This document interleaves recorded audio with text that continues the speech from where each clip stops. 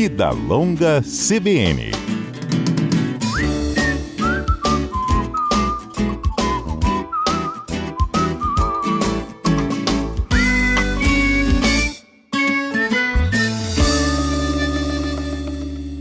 O assunto em destaque no Vida Longa CBN deste sábado é um testamento vital. O que isso significa? A gente consegue realizar um modelo deste no Brasil? Pois é, vamos já chamando e apresentando a nossa convidada deste sábado. É a Fabiana Auri, que ela é vice-presidente do Sindicato dos Notários e Registradores aqui do Estado do Espírito Santo. Bom dia, Fabiana. Bom dia, Fernanda. Bom dia a todos os ouvintes da CBN. O que é um testamento vital? Fernanda, o testamento vital, ele também é chamado de diretivas antecipadas de vontade. É um documento que está previsto na resolução do Conselho Federal de Medicina, a resolução 1995 de 2012, tá?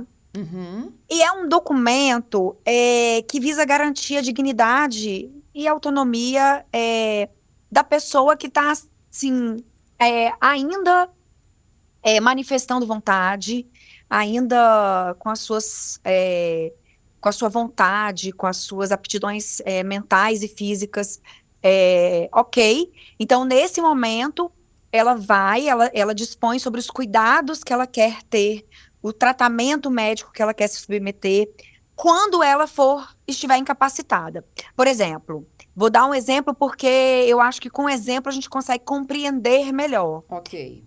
Vamos lá. A pessoa está num processo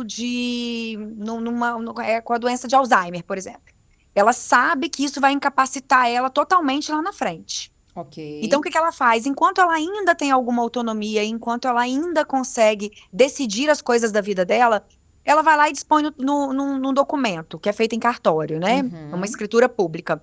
Ela vai lá e dispõe, para o meu fim de vida, eu não quero que me submeta a tratamentos que vão prolongar mais ainda a minha vida desnecessariamente, a tratamentos invasivos, enfim. Ela dispõe o que ela não quer para quando ela estiver incapacitada. Entendi. E, de acordo com a resolução do CFM, os médicos são obrigados a aceitar aquelas diretivas. Entendeu? Agora, a família tem que ter conhecimento de que existe um testamento desse.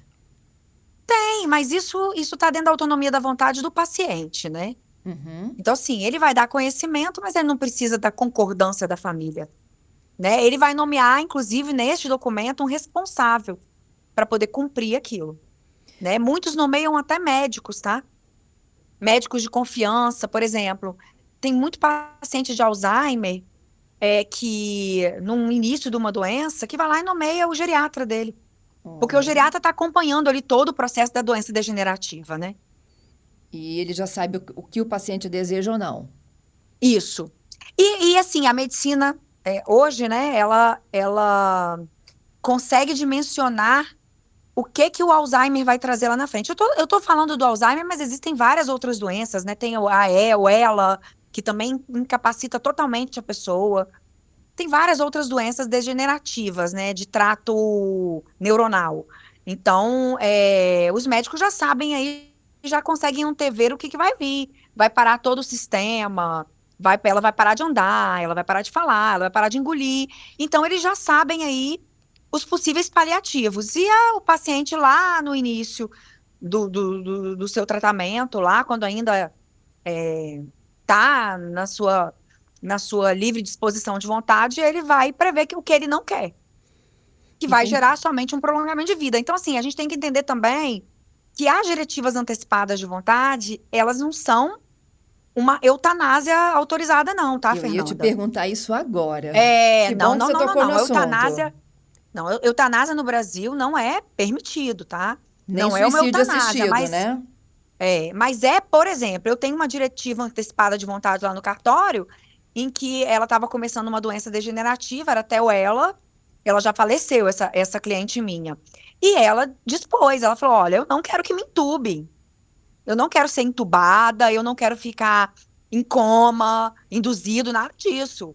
Então, assim, não é uma autorização para que mate a pessoa, mas que não faça, não tome medidas médicas e paliativas que vão apenas prolongar a vida daquela pessoa, né? E a gente está falando, Fabiana, desde procedimento, você citou o caso aí, claro, né, de uma moradora aqui do Espírito Santo que não queria ser entubada, como tem outras Sim. que não querem tratamentos prolongados e às vezes muito dolorosos, né? Isso aí. E é exatamente isso que a resolução prevê. Tratamento prolongado, tratamento que só vão protelar o problema, né? Que é aquilo, a ciência já sabe que numa doença degenerativa, no final das contas, é degenerativa, você não tem o que fazer, né? A tendência é que o paciente vá se degenerando até o final da vida dele, até que ele venha a falecer. Uhum. Então, a diretiva, ela evita, ela encurta esse caminho, na verdade, né? Ela autoriza que se encurte esse caminho.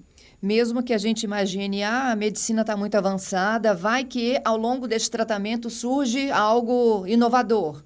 Mas assim, não é isso. Quando a pessoa já está num ponto de ser entubada, eu imagino, né, o Fernando, é porque realmente não um deve caminho ter mais sem jeito, volta. mas isso sim, né?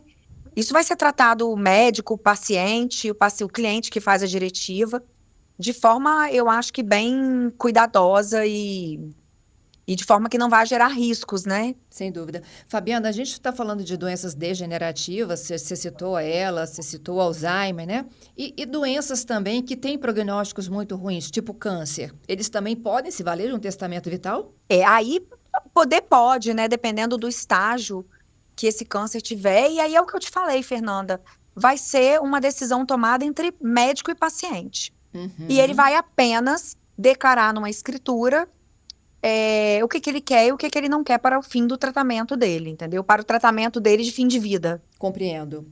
Agora, na prática, esse paciente ele tem que se deslocar de casa a um cartório ou ele pode escrever isso, por exemplo, já no leito hospitalar? Não, olha só, hoje você pode fazer essa escritura tanto por videoconferência, porque a gente tem o sistema e-notariado que permite isso. Essa escritura pode ser feita também numa diligência cartorária, tá? Então, assim, eu não quero fazer por meio tecnológico, eu quero fazer isso presencialmente. O cartório se desloca até a casa dessa pessoa e colhe a assinatura dela e faz essa escritura, porque com o laudo médico a gente pode praticar a diligência, pode ir até o cliente, enfim, Tá. e tomar as últimas vontades dele. Tá, então esse cliente ele já tem que ter um laudo médico. Tem que ter um laudo médico. Já Ele vai detalhando apresentar laudo o quadro de médico, saúde dele, documento. né? Isso, exatamente. A partir daí, ele pode fazer um vídeo, porque, na verdade, o que vocês estão querendo é atestar se ele mesmo, né? Não, na verdade, isso a gente toma nota com documentação, tá? Documento de identificação pessoal. Uhum. E a gente exige o laudo, né?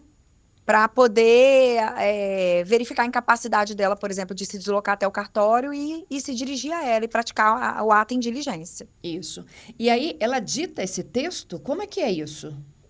Ela diz o que ela quer, o que ela deseja, o tabelião transcreve isso no documento, ela aprova e o ato é assinado. É lido em voz alta e depois assinado. Precisa da presença de testemunhas?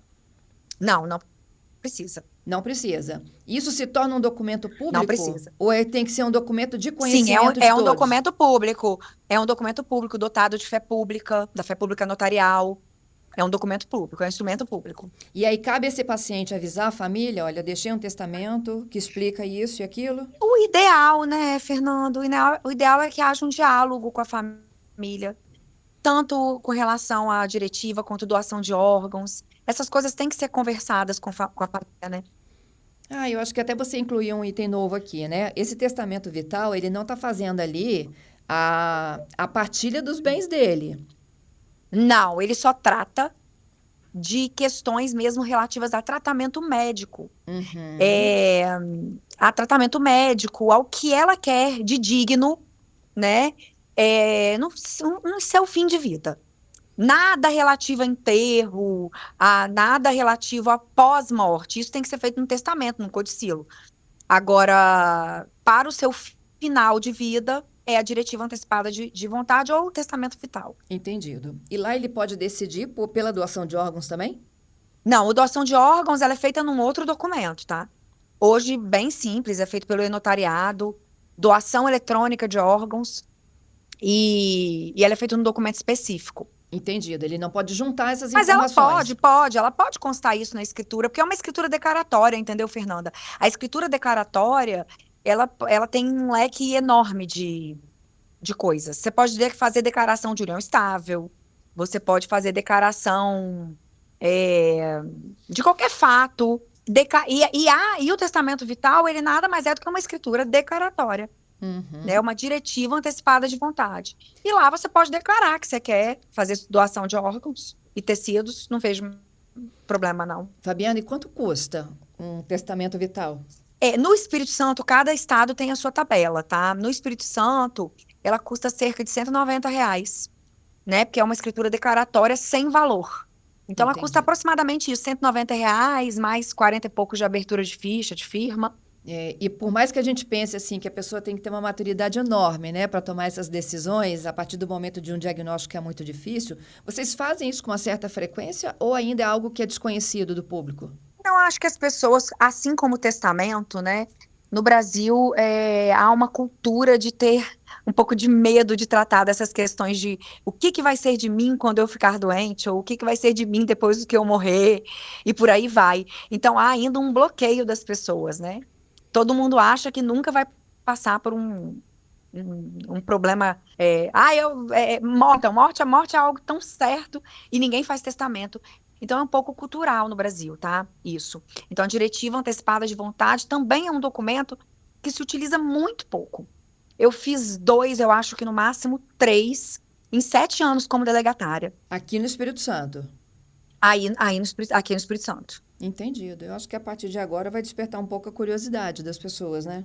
Não, eu acho que você tem que fazer. Em especial, Fernanda, quando você está realmente iniciando um processo de uma doença degenerativa ou um câncer. Eu acho que é ideal prever, porque assim, pensa, eu acho que né, e você também, acho que todos nós, ninguém quer ficar em cima de uma cama vegetando por meses indeterminados, que você não sabe o que vai ser.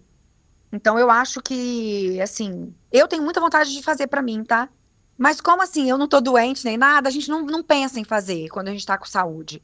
Entendido. Então, assim, o que eu aconselho, as pessoas que estão começando um processo de uma doença degenerativa, faça. Eu acho que é importante. E converse com sua família, né? E do ponto de vista médico legal, isso pode. Ou seja, se eu disser que eu não quero ir para uma UTI, não quero ser entubada, ele é obrigado a me respeitar. Sim. Isso tudo está contido na resolução do CFM. E que eu repito, não se trata de eutanásia, tá, Fernanda? Sim. É apenas, enfim, manter a dignidade daquele paciente. É isso. Minha convidada de hoje aqui no nosso CBN Vitória é a Fabiana Auric, apresentando ela novamente. Ela é vice-presidente do Sindicato dos Notários e Registradores do Estado do Espírito Santo. A gente batendo um papo sobre o que é um testamento vital, como é que ele funciona. Aprendi muito agora com a Fabiana, né? Qual é a sua utilidade. E apesar de mais raro do que a gente imagina, eu acho que com informação a gente toma decisões melhores. E é isso que a gente está fazendo aqui, né, Fabiana? Com certeza, com certeza. A gente está aqui para isso, para dar informação ao público. Muito obrigada. Bom final de semana para você. Para você também, Fernanda. Até uma próxima. Tchau, tchau. Até a próxima.